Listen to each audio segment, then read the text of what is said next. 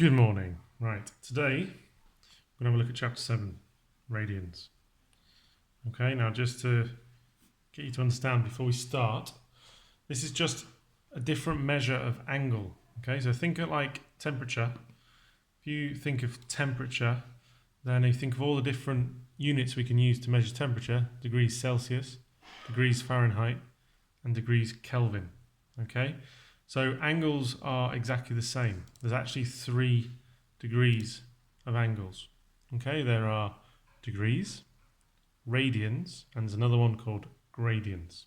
Okay, these are all on your calculator. When you're using radians, you need to make sure that your calculator is in the right mode. So if you look carefully, on mine, you can see in that bit there, it's got an R for radians. Okay, on my calculator, just move between them. I just simply have to press shift and setup, and I have options.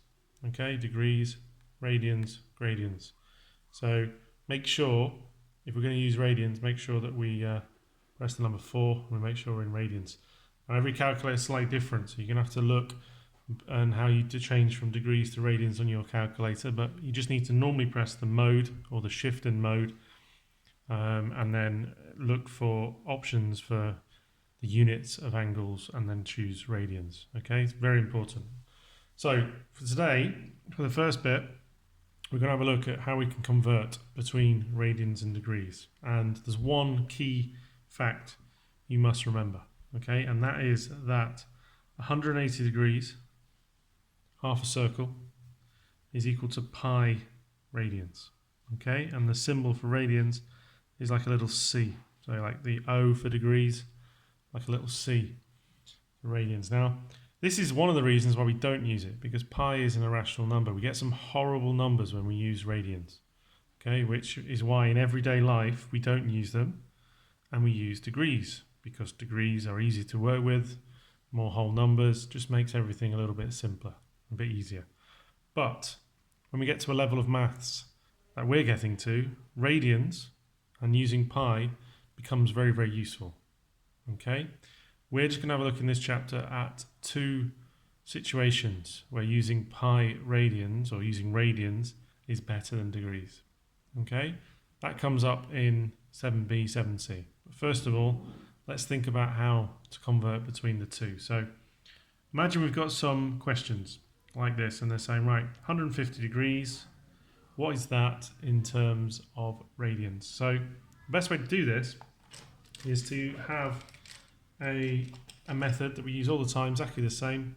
So the way I do it is I say the following: well, if we know the angle in degrees, okay, and we divide that by 180, then that has to be the same as the angle in radians divided by pi, because it's the same ratio. Okay, degrees by 180, radians by pi, it should give you the same answer. It's the same ratio.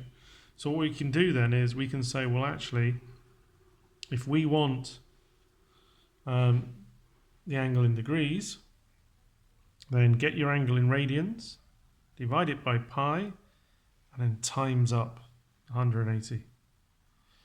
Okay, and if you want the angle in radians, then get your degrees, divide it by 180, times up the pi.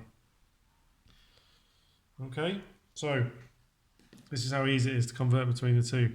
150 degrees, divide that, using this one, we want it in radians, divide it by 180, times it by pi. Okay, so simplify it, you get 15 out of 18 pi, which is also the same as, because they're both in the 3s, 5 out of 6. Okay, your calculator will simplify it for you. So 150 degrees is actually the same as 5 pi over 6. Okay, and if we went the other way, if they gave us some radians, look, 4 pi over 15 in radians, that's the degrees in radians. Well, let's do what it says. Divided by pi, so that will just get rid of this. So divide it by pi, and then times by 180. And your calculator will simplify it. So 4 times 180 divided by 15, 48 degrees. That's how we convert from one to the other. Okay. In the exercise 7a,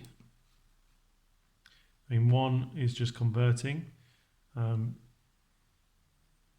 says there for number 2, you're trying to convert the following angles to degrees. Okay, so you're going to have to use your calculator to do that one. When it asks you to use your calculator to write down the values of sine and cos and tan, you must have your calculator in radian mode.